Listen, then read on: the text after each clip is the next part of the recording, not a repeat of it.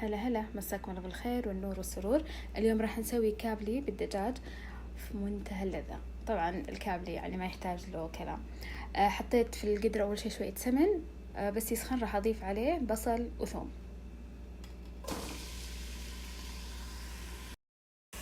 واحدة من أسرار لذاذة الكابلي إن البصل يتحمر، يعني يتغير لونه، يقلب على ذهبي، مو بس يذبل.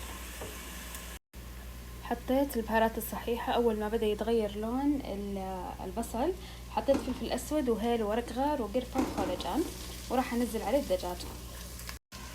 أقلب الدجاج لغاية ما يتغير لونه من كل الجهات، وبعدين أحط عليه الطماطم. هضيف بشر برتقالة واحدة، وأضيف كمان عصير الطماطم.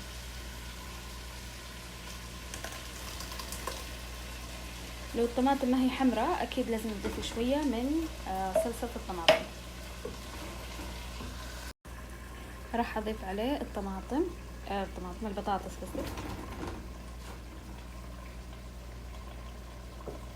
وراح أضيف عصير نص برتقالة.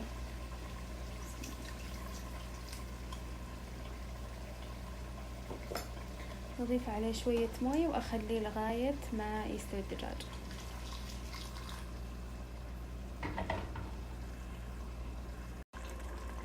بعد ما استوى الدجاج واستوى البطاطس أول شي راح أضيف عليه الملح، وراح أضيف شوية من الكاري، والرز قاعدة أسلقه نص سلقة.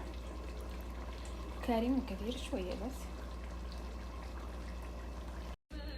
الحين راح أحط الرز بعد ما سلقته نص سلقة على الدجاج والبطاطس.